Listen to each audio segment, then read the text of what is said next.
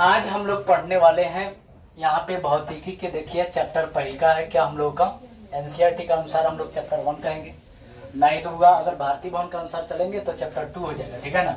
और देखिए चैप्टर का नाम क्या है हम लोग का, प्रकाश का अपवर्तन। पिछले क्लास में हम लोगों ने सीख लिया है कि प्रकाश के अपवर्तन किसे कहते हैं। प्रकाश के अपवर्तन के लिए हम लोग को माध्यम की आवश्यकता होती है और हम उसी आधार पे परिभाषा भी देते हैं कि प्रकाश जब एक माध्यम से दूसरे माध्यम में जाता है तो अपने पहले वाले रास्ते से क्या होता है, मुड़ जाता है। इस घटना को हम लोग क्या कहते हैं, प्रकाश का अपवर्तन कहते हैं। अब मुड़ने का तरीका आपको सिखाया गया है कि बताइए कि जब प्रकाश सघन माध्यम से विरल माध्यम में जाता है तो अभिलंब से दूर हट जाता है। और हम लोग जानते हैं कि प्रकाश जब विरल माध्यम से सघन माध्यम में जाता है तो अभिलंब की ओर, यही हम लोग सीखे हुए हैं। आज का हम लोग का क्लास क्या होगा, ध्यान से सुनिएगा। प्रकाश की चाल के बारे में कल हम लोग सीखे थे, पढ़े थे। आज हम लोग जो सीखेंगे वो एक चीज होता है, एक नया चीज है, ध्यान सुनिएगा। आयताकार कांच के स्लैब से, ठीक है ना, प्रकाश का अपवर्तन। ध्यान दीजिएगा, लिखा हुआ है, देखिए टॉपिक है आज का हम लोग का आयताकार, ठीक है ना, कांच के स्लैब। ध्यान दीजिए, ध्यान से देखिएगा, यहाँ पे ध्यान दो। कहेंगे आयताकार कांच के स्लैब से, ठीक है ना, प्रकाश का अपवर्तन, प्रकाश का अपवर्तन। ध्यान दीजिएगा, ध्यान से देखो। यहाँ पे क्या कहेंगे कि आयताकार कांच के स्लैब से प्रकाश के अपवर्तन। अब देखिएगा ये स्लैब क्या होता है।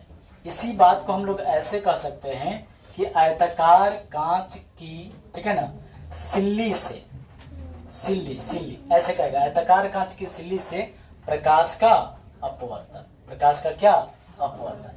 अब देखिए सिल्ली क्या होता है, यहाँ पे बोल रहे हैं कि कांच की स्लैब या कांच की सिल्ली, ठीक है ना, कांच की स्लैब या कांच का सिल्ली, ठीक है ना। देखिए मेरे पास है भी, आपको दिखाता हूँ कि कैसा आयताकार कांच की सिल्ली होता है, ठीक है ना। तो ध्यान से देखिए, यही है वो आयताकार कांच की सिल्ली, यही क्या है, आयताकार कांच की सिल्ली। देखिए कांच यानी शीशा का है, शीशा का एक टुकड़ा है और ये आयताकार है। आयताकार का मतलब क्या है, जिसमें लंबाई ज्यादा चौड़ाई कम होता है। और सिल्ली का मतलब देखिए इसमें इस तरह से मोटाई भी है, ठीक है ना। हम लोग इसी की बात करने वाले हैं यहाँ पे कि आयताकार कांच की सिल्ली से प्रकाश का अपवर्तन कैसे होता है। इसमें अगर प्रकाश जाएगा तो किस प्रकार से बिहेव करेगा, कैसा इसमें से, मतलब ये अपवर्तन की घटना इससे होकर कैसे होगा, यही बात को हम लोग को यहाँ पे क्या करना है, सीखना है, परिभाषित करना है, ठीक है ना। तो हम इसके लिए देखिए ये 3 डायमेंशनल है, मतलब इसमें ऊंचाई भी है, थोड़ा सा मोटाई भी होता है, ठीक है ना। तो यहाँ पे हम लोग बोर्ड पे क्या करेंगे, 3 डायमेंशनल ना बना के एक हम लोग आयत बनाने का काम करेंगे, ठीक है ना। तो देखिएगा एक आयत हम यहाँ पे बना देते हैं, आयताकार, और इसको हम लोग मान लेंगे क्या है, तो ये आयताकार कांच की सिल्ली है। देखिए इस प्रकार से हम क्या करते हैं, तो एक आयताकार कांच की हमने क्या किया, ये सिल्ली बना दिया, ठीक है ना। ये क्या है, आयताकार कांच की क्या है, सिल्ली, ठीक है ना। ये क्या है, तो इस तरह से आयताकार कांच की ये क्या है, सिल्ली है, ठीक है। अब देखिएगा ध्यान से, अब यहाँ पे आप लोग बताओ कि ये कांच की सिल्ली कौन सा माध्यम होगा, बाहर कौन सा माध्यम रहेगा ये, क्योंकि हम अगर कांच की सिल्ली यहाँ पे रखे हुए हैं तो इसके बाहर क्या रहेगा, तो ये बाहर जो है हवा माध्यम होगा। इसके नीचे भी कौन सा माध्यम होगा, यहाँ पर भी हवा माध्यम होगा। और यहाँ जो सिल्ली है किस चीज का बना हुआ है, कांच का बना हुआ है। तो अब यहाँ पे देखिए 2 माध्यम आ गया। और हम लोग जो है पिछले क्लास में 2 माध्यमों की तुलना करना सीखे हुए हैं कि इसमें बताओ कि हवा और कांच में हवा सघन माध्यम होगा कि विरल माध्यम होगा, हवा कैसा माध्यम होगा, हवा विरल माध्यम होगा। इसी तरह बताइए कि ये कांच इस हवा की अपेक्षा कौन सा माध्यम होगा, ये सघन माध्यम होगा। अब बताइए ये हवा फिर कौन सा माध्यम होगा, ये भी विरल माध्यम होगा। अब देखिए एक बात यहाँ से सीखने को मिला, ध्यान से देखिएगा कि अगर कांच की सिल्ली यहाँ पे आ गया ना, तो देखो ये कांच की सिल्ली जो है इसके ऊपर एक विरल माध्यम है, फिर कांच की सिल्ली एक सघन माध्यम है, फिर विरल माध्यम है। तो हम लोगों ने सीखा है कि प्रकाश के किरण जब सघन माध्यम से विरल माध्यम में जाता है तो अभिलंब से दूर हटता है, और जब विरल से सघन में जाता है तो अभिलंब की ओर झुकता है। ध्यान दीजिएगा, यहाँ पे हम क्या करेंगे, इसी चीज को दिखाना है, प्रकाश के अपवर्तन की घटना को। तो क्या करेंगे हम लोग यहाँ पे कि एक प्रकाश की किरण हम ले लेते हैं इस तरह तिरछी रूप से। देखिए 2 कंडीशन होगा यहाँ पे कि प्रकाश की किरण अगर लंबवत इस पर पड़ेगा तो क्या होगा, और यहाँ पे तिरछी रूप से पड़ेगा तो क्या होगा। 2 चीजें हम लोग को सीखना होता है। तो ध्यान दीजिएगा, मैं पहले ये सिखाता हूँ कि प्रकाश की किरण इस आयताकार कांच की सिल्ली पर लंबवत पड़ेगा तो क्या होगा। तो यहाँ पे देखिए लंबवत पढ़ने का मतलब कैसे बताया जा रहा है, ठीक है ना, किस प्रकार से इस पे पड़ेगा। तो देखिए यह जो बता जा रही, मान लीजिए कोर वाला हिस्सा नहीं है, जैसे मान लीजिए ये आयताकार कांच की सिली है, ये आयताकार कांच की सिली है, तो प्रकाश की किरण ऐसे पड़ेगा इस पर, प्रकाश की किरण इस प्रकार पड़ रहा है, इसके सतह पर ऐसे पड़ रहा है, इधर इसके इस साइड में नहीं, इसके ऊपरी सतह पर ऐसे समझिए कि प्रकाश की किरण इस पर पड़ेगा, ठीक है ना। तो इस प्रकार से यहाँ पे दिखाया जा रहा है, ये 3 डायमेंशनल नहीं है, ऐसा लग रहा है कि इसके कोर पर है, ये कोर पर नहीं है, समझो कि ये सिली ऐसा है, और प्रकाश की किरण जो है ये कहाँ पे पड़ रहा है, सॉरी यहाँ पे क्या होगा, प्रकाश की किरण कहाँ पे पड़ रहा है, ऐसे पड़ रहा है, ठीक है ना। तो समझिए कि यहाँ प्रकाश की किरण जब इस प्रकार पड़ेगा तो जरा देखिए तो कौन माध्यम से आ रहा है, तो विरल माध्यम से, किस में प्रवेश करने वाला है, तो देखिए सघन माध्यम प्रवेश करने वाला है। तो यहाँ पे हम लोग प्रकाश के अपवर्तन की व्याख्या सीखे थे, क्या करेंगे कि सबसे पहले यहाँ पे क्या खींचना पड़ेगा, तो यहाँ पे हम लोग को खींचना पड़ेगा अभिलंब। क्यों अभिलंब कहाँ पे खींचेंगे, तो आपतन बिंदु पर, यह आपतन बिंदु का काम करेगा, ठीक है ना। अब देखिए प्रकाश की किरण विरल से सघन में जा रहा है, तो क्या होगा, देखिए यहाँ हवा से कांच में जा रहा है, तो विरल से सघन में जा रहा है, तो बताओ विरल से सघन में जा रहा है तो क्या होगा, अभिलंब की ओर झुकेगा। तो देखो ये अभिलंब की ओर जाने का रास्ता इसका ये था, चलिए मैं रास्ता भी दिखा देता हूँ, इसका भी जरूरत पड़ेगा। देखिए जाने का रास्ता ये था, है ना, ये जाता कैसे, सीधे जाता, देख लीजिए इसके जाने का रास्ता ये है ना, लेकिन ये क्या होगा, अभिलंब की ओर झुकेगा, मतलब ऐसे हो जाएगा, है ना, ऐसे चला जाएगा, है ना। और हम लोग जानते हैं कि जब तक ले माध्यम नहीं बदलता है प्रकाश अपने पथ से नहीं मुड़ता है, तो हवा में एकदम ये सीधा चलेगा, कांच में आया तो देखिए मुड़ गया। बताइए ये कौन सा किरण होगा, ये कौन सा किरण है, ये है आपतित किरण, ये कौन सा किरण है, आपतित किरण। यहाँ पे ये कौन सा बिंदु होगा, आपतन बिंदु होगा। अब देखिए ये जो किरण है ये दूसरे माध्यम में मुड़ कर चला गया, तो दूसरे माध्यम में मुड़ कर जाने वाली इस किरण को क्या कहते हैं हम लोग, अपवर्तित किरण कहते हैं। यानी बताइए यहाँ पे देखिए, मान लीजिए कि यहाँ पे हम कांच के सिली का नाम रख देते हैं ABCD, जिसका सतह मान लीजिए कि यहाँ पे AB है, तो AB के लिए देखिए यहाँ पे ये क्या हो जाएगा, इसका हम नाम रख देते हैं कि ये मान लीजिए कोई PQ किरण है, ठीक है ना। तो PQ क्या है, तो यहाँ पे आपतित किरण है, PQ क्या है, आपतित किरण है। अब देखिए यहाँ Q से मान लीजिए कि यहाँ पे R, यानी देखिए DC सतह पर मान लीजिए कि R पे आके मिल रहा है, कहाँ पे मिल रहा है, मान लीजिए R बिंदु पर यहाँ पे आके मिल रहा है, तो देखिए यहाँ AB सतह के लिए यह PQ क्या है, तो आपतित किरण है, और यहाँ पे QR क्या हो जाएगा, तो अपवर्तित किरण है, ठीक है ना। यानी इस सतह के लिए यह किरण देखिए दूसरे माध्यम में मुड़ कर जा रहा है, तो दूसरे माध्यम में मुड़कर जाने वाला किरण कौन सा किरण होता है, तो यह अपवर्तित किरण, ठीक है ना। लेकिन यही अपवर्तित किरण जो सतह AB के लिए अपवर्तित किरण है, बताइए सतह DC के लिए कौन सा किरण होगा, तो DC पर आके तो ये पड़ रहा है ना, DC पर आके पड़ रहा है, तो DC पर आके पड़ रहा है, तो इसका मतलब है कि आकर पड़ने वाली किरण को क्या कहते हैं, आपतित किरण।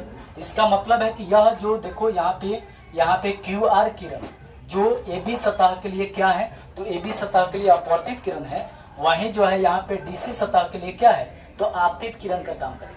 और यदि आपतित किरण का काम करेगा तो अब यहाँ पे समझेंगे ध्यान से कि यहाँ पे बताओ ये, अब देखो ये किरण यानी यह QR किरण अब देखिए कांच से हवा में जाने वाली है ना, यानी बोले तो सघन माध्यम से विरल माध्यम में जाने वाला है। तो आप बताओगे कि प्रकाश की किरण अगर सघन माध्यम से विरल माध्यम में जाएगा तो क्या होता है, अभिलंब से दूर हटेगा। तो यहाँ पे हम लोग इसके लिए क्या करेंगे, तो यहाँ पे हम लोग सबसे पहले क्या करेंगे, तो इस प्रकार से अभिलंब खींचेंगे, क्या खींचेंगे, अभिलंब खींचेंगे, ठीक है। तो कुल मिला के हम लोगों ने क्या सीखा कि यहाँ पे देखिए PQ किरण जो है यह कांच की सिली के सतह AB के लिए आपतित किरण है, तो वही किरण देखिए यहाँ पे DC सतह के लिए अपवर्तित किरण है, सॉरी इसी सतह के लिए AB सतह के लिए देखिए यहाँ PQ आपतित किरण है और QR क्या है, अपवर्तित किरण है। फिर यही किरण देखो आके DC पर मिल रहा है ना, DC पर मिल रहा है, तो इस DC सतह के लिए यह QR किरण जो AB का अपवर्तित है, तो इसका क्या हो जाएगा, आपतित हो जाएगा। DC सतह के कामना बिंदु पर मिल रहा है तो R पे आके मिल रहा है, तो यहाँ पे इसके लिए ये अपवर्तित किरण है, और यदि अपवर्तित किरण है तो देखो ये सघन से विरल में जाने वाला है। तो आप लोग बताओ कि जब प्रकाश की किरण सघन माध्यम से विरल माध्यम में जाता है तो अभिलंब से क्या होता है, दूर हट जाता है। तो इसके जाने का रास्ता कहीं और था, तो ये क्या होगा, अभिलंब से इस तरह से दूर हट जाएगा, ऐसे दिखा देंगे, ठीक है ना। यानी अभिलंब से ये क्या हो जाएगा, दूर हट जाएगा। अब देखो यहाँ पे ये किरण को क्या कहेंगे, तो AB सतह के लिए ये हमने फिर से बता दूं कि AB सतह के लिए क्या है, तो AB सतह के लिए जो है यह अपवर्तित किरण है। कैसा किरण है, अपवर्तित किरण है। लेकिन बताइए कि यह DC सतह के लिए यही किरण क्या है, तो यही किरण आपतित किरण है। यही किरण क्या है, आपतित किरण है। लेकिन फाइनली यहाँ पे देखिए, यहाँ PQ से चल करके यह लास्टली अंत में क्या होता है, पूरा बाहर निकल जा रहा है। तो याद रखिएगा सबसे अंत में इस निकलने वाली किरण को यहाँ DC मतलब DC सतह के लिए यह क्या है, तो अपवर्तित किरण है। लेकिन यहाँ पूरी तरह से देखा जाए तो सबसे अंत में आ रहा है। तो याद रखिएगा इसका नाम हम लोग एक नया रखते हैं, ठीक है ना। इसको हम लोग कौन सा किरण कहते हैं, तो याद रखिएगा इसको हम लोग निर्गत किरण कहते हैं। कौन सा किरण कहेंगे, निर्गत किरण कहेंगे, ठीक है ना। तो यहाँ पे देखिए, यहाँ पे कुल मिला के हम लोग समझ गए कि यहाँ पे क्या मिला। तो देखिए यहाँ पे PQ जो है, यहाँ पे देखोगे बुआ, यहाँ पे PQ जो है वह आपतित किरण है। यहाँ पे देखिए QR जो है AB के लिए अपवर्तित किरण है, तो DC के लिए आपतित किरण है, ठीक है ना। उसी तरह से देखिए यह DC सतह के लिए यहाँ पे फाइनली क्या है, तो ये निर्गत किरण है। करिकत। तो अब हम लोग सीखे हैं ये भी। तो कुल मिला के यहाँ पे देखिए क्या समझा हमने कि सघन विरल से अगर सघन में जा रहा है तो अभिलंब की ओर झुकेगा, फिर सघन से यदि विरल में जा रहा है तो अभिलंब से दूर हटेगा, ठीक है ना। यहाँ पे देखो विरल से सघन में तो अभिलंब की ओर झुकेगा, फिर देखो सघन से विरल में जा रहा है तो अभिलंब से दूर हटेगा, अभिलंब से क्या होगा, दूर हटेगा। अब ध्यान दीजिएगा यहाँ पे देखिए अंत में इस निकलने वाले किरण का नाम क्या रखेंगे, तो निर्गत किरण। अंत में निकलने वाले इस किरण का नाम क्या रखेंगे, निर्गत। अब ध्यान दीजिएगा यहाँ पे देखो यह कथी का काम कर रहा है, ये क्या है, अभिलंब है। इसको हम कुछ नाम रख देते हैं, N1 रख देते हैं, और इस अभिलंब का नाम हम N2 रख देते हैं। नॉर्मल कहा जाता है इंग्लिश में, इसलिए, ठीक है ना।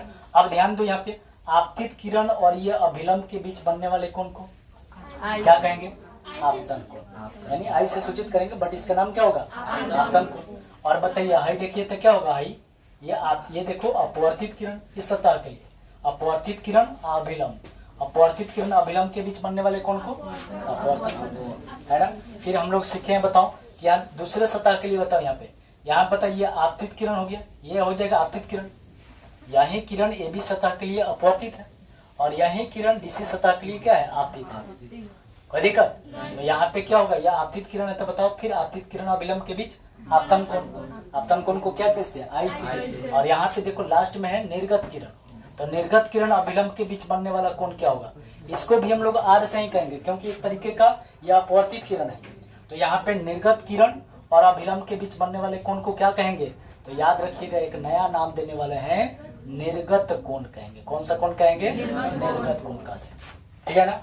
और ध्यान दीजिएगा सबसे इसमें जरूरी बात कि अगर है देखिए आपतित किरण को हमने आगे की ओर बढ़ा दिया है, इसी तरह अगर निर्गत किरण को भी पीछे की ओर इस तरह बढ़ाया जाता है ना, समझ रहे ना, ऐसे बढ़ा सकते हैं डॉट डॉट। अगर निर्गत किरण को पीछे की ओर बढ़ाएंगे और आपतित किरण को आगे की ओर बढ़ाएंगे तो हम लोग को यहाँ पे एक चीज मिलता है कि देखिए आपतित किरण और है निर्गत किरण, याद रखिएगा एक दूसरे के समानांतर हो जाता है, समांतर हो जाता है। समांतर का मतलब है कि जैसे रेलवे का लाइन होता है, ट्रैक उसका देखते हैं पटरिया, वैसा नहीं होता है ऐसे, यानी बराबर बराबर होगा।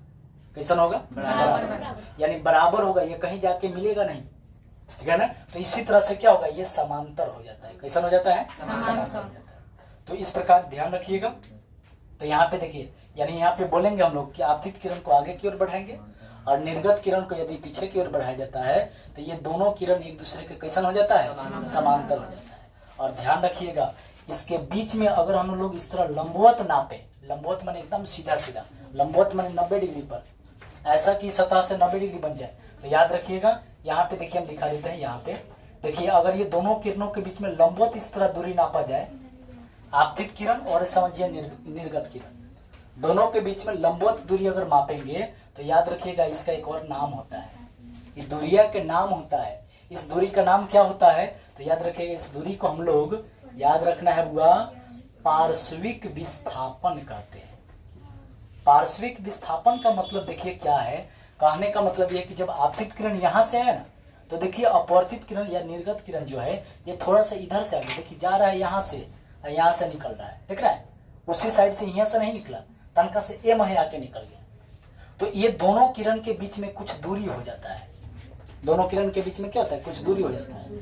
और जब हम किरण इस तरह खींचते ना, अगर मान लीजिए इस डायग्राम में, इस चित्र में हम आपतित किरण को आगे की ओर बढ़ाया, निर्गत किरण को पीछे की ओर बढ़ाया, तो दोनों के बीच में कुछ लंबवत इस प्रकार से दूरी बनेगी। आप दूरी नापेंगे सब जगह बराबर होगा, ठीक है ना, इसलिए मतलब समांतर है। ऐसा इसलिए होगा क्योंकि ये क्या है, समांतर है, ठीक है ना।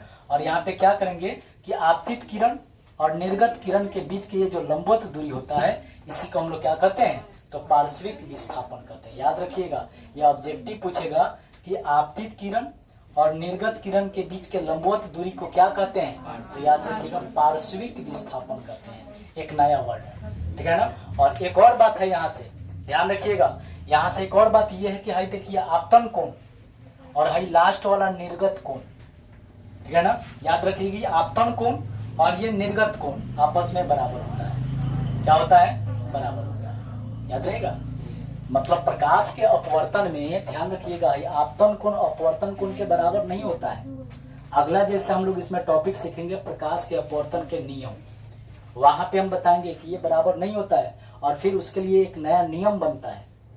तो प्रकाश के परावर्तन में होता है कि आपतन कोण परावर्तन कोण के बराबर होता है, पूछता भी है एग्जाम में। याद रखिएगा कि आपतन कोण किसके बराबर होता है, तो आपतन कोण परावर्तन कोण के बराबर होता है। क्या आपतन कोण अपवर्तन कोण के बराबर होगा?